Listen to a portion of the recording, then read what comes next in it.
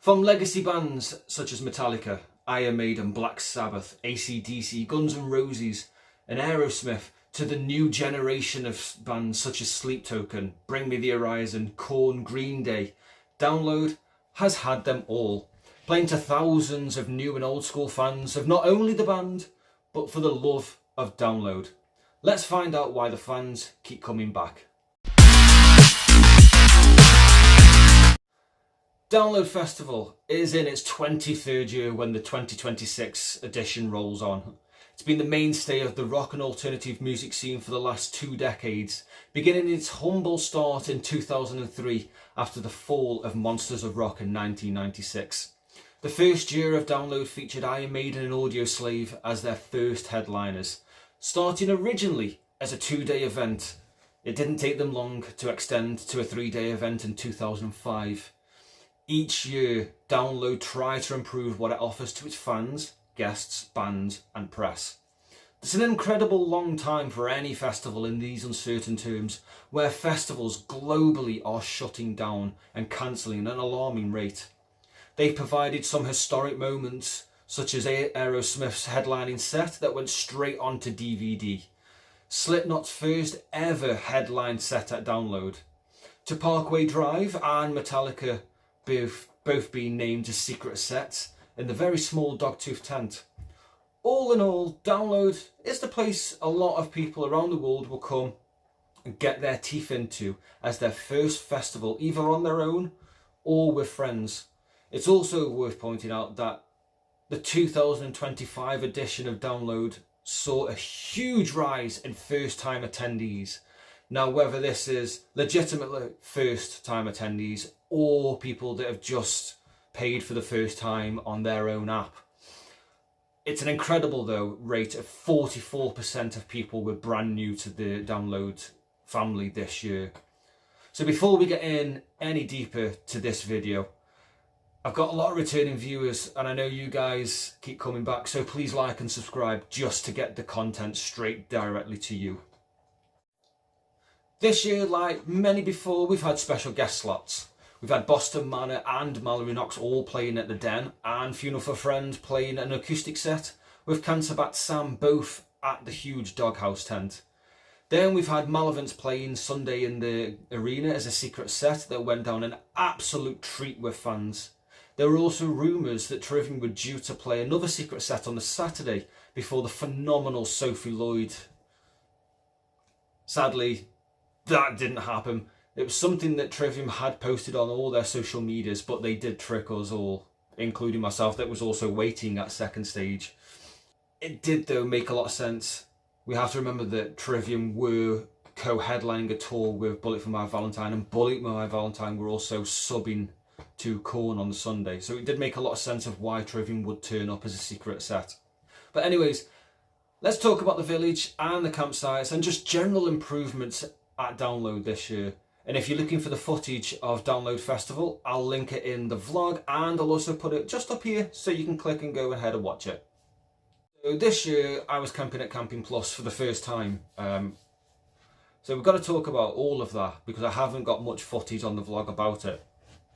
So as far as the toilets go, the toilets were actually immaculate. There were 3 different types of toilets. They're all toilets, but there was 3 different types, some big and some small. We also had 2 lots of access toilets next to the normal toilets. But the toilets, the amazing toilets, all have got sinks and a mirror just behind you. Actual flushing toilets, which is incredible at any sort of festival. Then we had the showers. Now the showers were really good. Some had a lot of pressure, but I guess that was down to the time that you'd gone to. I'd gone mostly at 4 in the morning because apparently work time still makes me wake up at 4 o'clock in the morning. So I had no issues with showers, but they were fantastic. Again, they were really clean. As far as the queue times, and I have come back onto this, as far as the queue times for both, again, they were really quiet pretty much all day, even on the Wednesday and the Thursday, as people were arriving and coming back and forth. It was pretty quiet all day. I will say though that about 6 o'clock till about 8 or 9, you were getting queues. Not big queues, they weren't like stretching all the way down through the campsite. It was long, pretty long queues, but it was going quick with the amount of showers and the amount of toilets that were on site in Camping Plus. It was going pretty quickly, so the queue was dropping rapidly. I've also got to mention the reception at Camping Plus. Now, reception wasn't just where you walk straight in to grab your wristbands. You also had a lot of other things, but the main one, I know some people will have had issues with, recharging phones. They were there for that reason. It would have cost you £7.50 to charge your phone up, but it's the safety of knowing that it was there just for you when you needed it, so long as you had what you need, like your plug and your charging cable. £7.50 to charge your phone, however long it took. I mean, if you're in desperate need of it, it's pretty good considering you'll need it. And I've also have to mention that Thursday, Camping Plus site was full.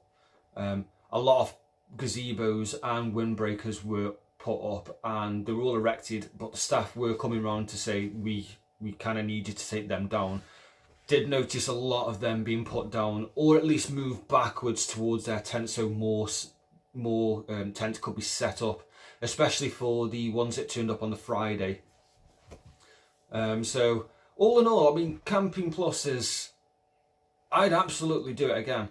Now, unfortunately, we're not doing download this year due to, if it may change, but due to fees for taking kids out.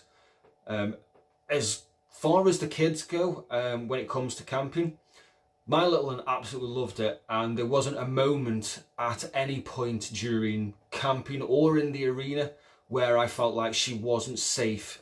So I've got to give a big thumbs up to all you guys that turn up just to be, super cool. We've had moments where I was watching Sophie Lloyd on second stage, and my little one was running around with a little mosh pit, a little circle pit going, and people joined in. That's pretty cool. You don't get that from, as far as I know, from any other festival. It's always stuck with our kind of genre, our community and our genre. So now we come on to the village. And again, if you want to go on to the video, again, it's in the link in the description. And that has got a nice little walk around of the village. So you'll kind of see where I'm going with this, and you'll see it in person. So we'll get to the toilets first. There were a lot of toilets. That's not a bad thing. Again, we didn't have that many last year, and there was a lot of queues. Didn't see that much queuing this year, but they were really good. They were also flushing toilets, like legitimate flushing toilets at a festival. What happened? I was expecting last year's toilets, the ones where you got to keep pushing on the floor or pull the lever to keep doing that, but no. We had actual toilets that you could sit on and not worry about getting your bits caught in poo that was still stuck up from not being flushed properly. And as we go out the toilets, you're directly next to the hand wash areas. Again, that wasn't there last year. It was little bits of where you could just kind of hand sanitizers. This had a sinks and they had actual washing areas. Again, it's a massive increase for the village, and it was brilliant to be able just to go to the toilet and not have to worry about pulling out your hand sanitizer just to wash your hands. It was all there for you. Yeah, the water wasn't great and it wasn't powerful. Sometimes it trickled out, but you got your hands washed, and that was the most important thing. Got to discuss the shaded areas. This is the main one. Now, I know they had shaded areas in the arena. I didn't unfortunately get a chance to see that. Didn't get too close to the stages with having a young child with us. So we were kind of at the back end, so we didn't see the shaded area in the arena. But as far as the shaded area in the village went, there was 2 lots, and I was impressed. Yeah, it probably could be bigger, but let's be honest, we've been asking for shaded areas for quite some time, and this year we got it, and we got a lot of it.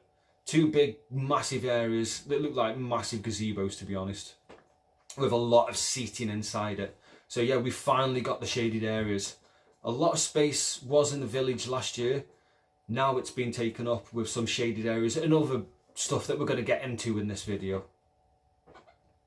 The Hair of the Dog pub was just opposite the dog house tent.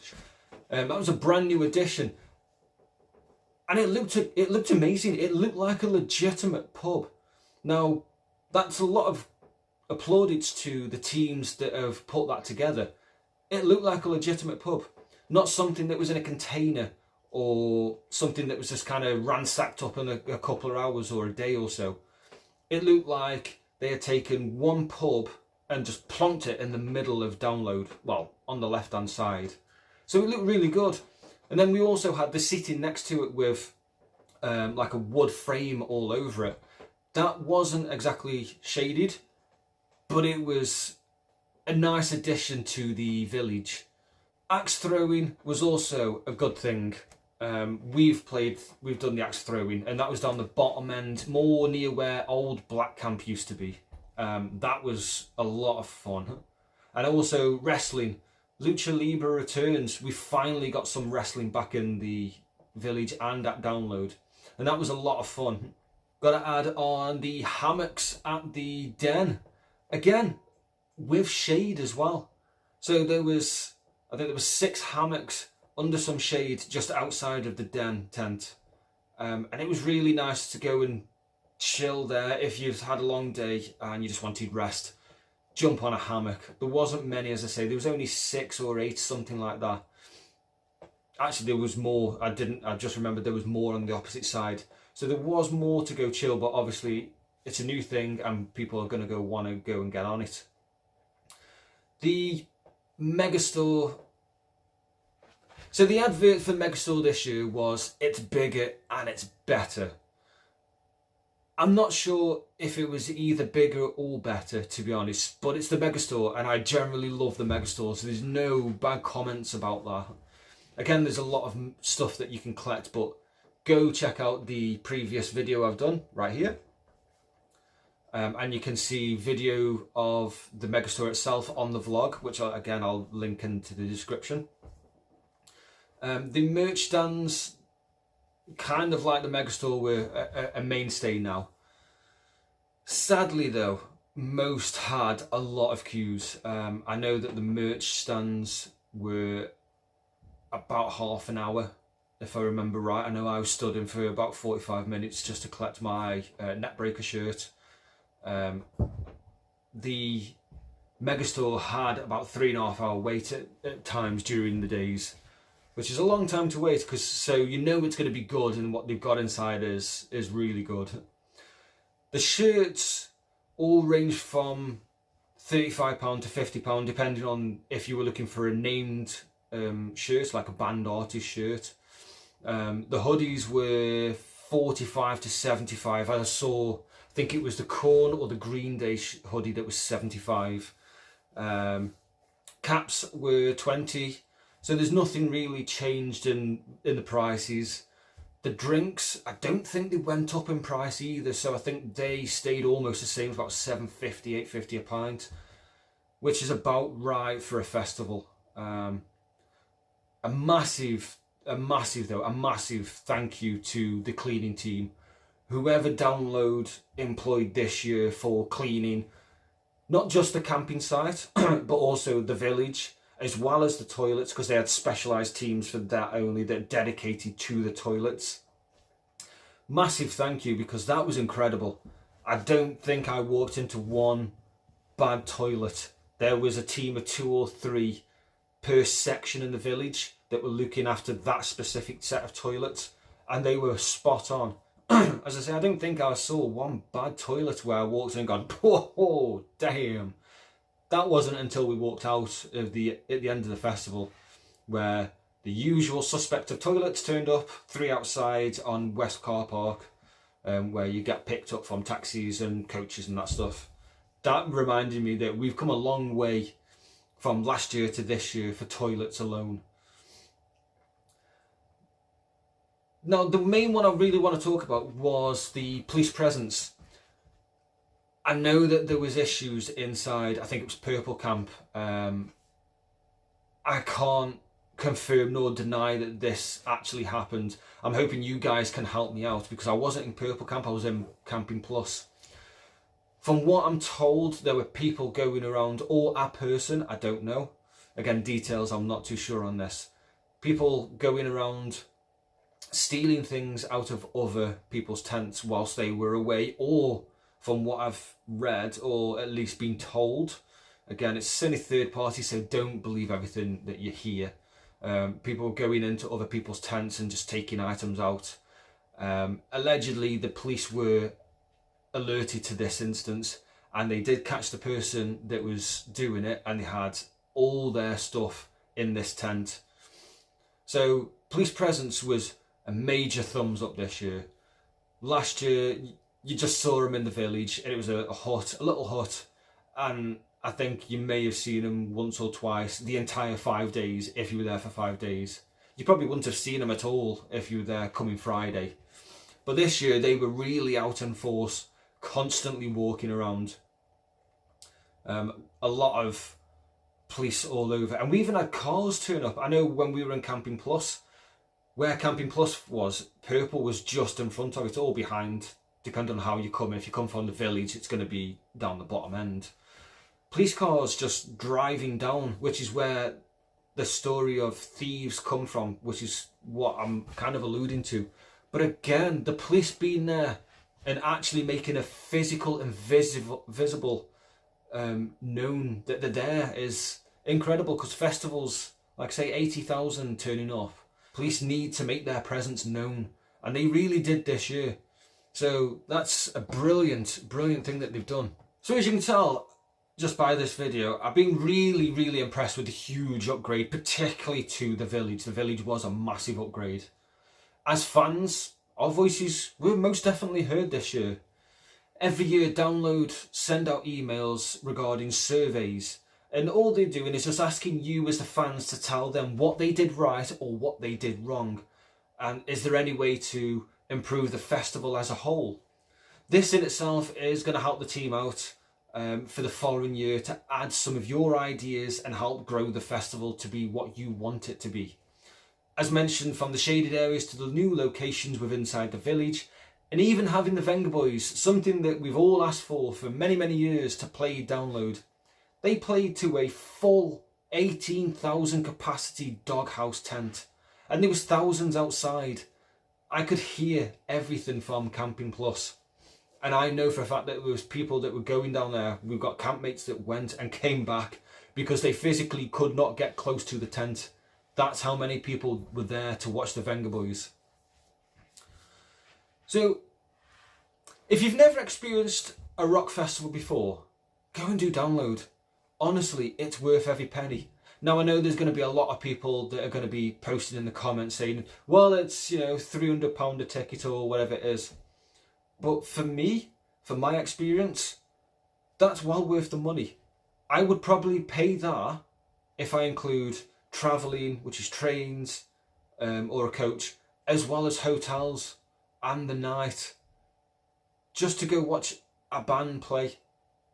£300 to me is absolutely nothing compared to the memories, the things that we can do, like just go set up with the tents with your friends, make new friends with your campmates, meet people, and go see many bands. That to me seems worth it. For me, absolutely worth it. So the only thing that I kind of have to ask is, what's stopping you from going to Download? Now, comment your favourite moments or your favourite memories from Download this year. And please guys, subscribe. It's going to massively help out my small channel. And go check out the rest of my content.